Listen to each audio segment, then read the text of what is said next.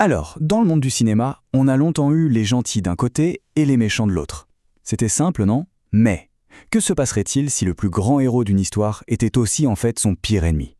C'est cette évolution assez fascinante qu'on va explorer ensemble. Oui, cette question, elle est vraiment au cœur de tout. Et si le plus grand obstacle du protagoniste, eh bien, c'était lui-même.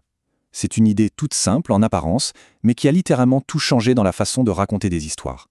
D'ailleurs, écoutez ça, c'est un scénariste qui, après avoir analysé plus de 15 ans de son propre travail, a découvert un truc assez dingue. Dans la plupart de ses scénarios, le personnage principal finit par courir à sa propre ruine. Et à cause de qui? De lui-même. C'est sa propre nature qui le pousse vers l'échec.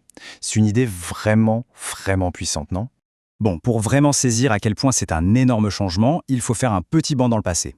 Allons voir à une époque où, au cinéma, tout était bien plus simple, presque en noir et blanc. Et là, le contraste est juste frappant. D'un côté, le cinéma des années 70-80, des héros purs et durs, des méchants vraiment méchants. On savait de quel côté se ranger. Et puis, paf, arrivent les années 90 et tout bascule. On commence à voir des personnages dont la boussole morale est, disons, beaucoup plus floue, voire complètement cassée. La question c'est pourquoi ce changement radical? Qu'est-ce qui s'est passé? Eh bien ce n'était pas du tout un accident, c'était une évolution supernaturelle et même, je dirais, indispensable pour que l'art de raconter des histoires continue de grandir. En fait, c'est tout simplement une progression logique.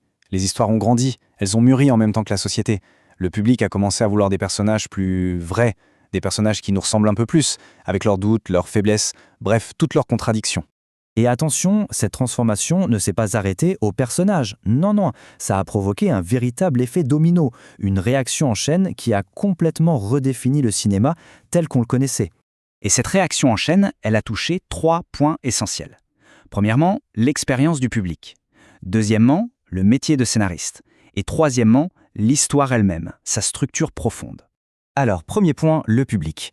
Avec des personnages plus complexes, la palette d'émotions qu'on ressent est beaucoup plus riche. C'est fini le temps où on applaudissait simplement le héros et on détestait le méchant. Maintenant, on est plongé dans une sorte de zone grise, bien plus intéressante et captivante. Et forcément, qui dit plus d'émotions, dit une connexion plus forte. L'immersion devient totale. Pourquoi? Parce qu'on arrive à comprendre les motivations des personnages, même les plus tordus, les plus sombres. Et ça rend l'expérience tellement plus puissante. Et pour les scénaristes alors? Eh bien pour eux aussi, c'est une révolution. Ce nouvel environnement beaucoup plus riche les oblige à creuser plus loin, à être plus minutieux, plus créatifs. Fini les vieux clichés faciles. Ils doivent créer des personnages vraiment uniques, mémorables et au final beaucoup plus variés. Évidemment, si les personnages évoluent, l'histoire, elle doit suivre le mouvement. Des personnages plus profonds, ça ouvre la porte à des intrigues bien plus complexes, à des retournements de situation qui viennent de la psychologie des personnages. Ça permet même de mélanger les genres, de tenter des choses audacieuses qui étaient juste impensables avant. On arrive donc au bout de cette évolution. Et la conclusion, elle est assez claire. On assiste à la naissance d'un art de raconter des histoires qui est plus puissant, plus adulte et finalement beaucoup plus proche de ce que c'est que d'être humain. Mais au fond, pourquoi est-ce que c'est si important tout ça?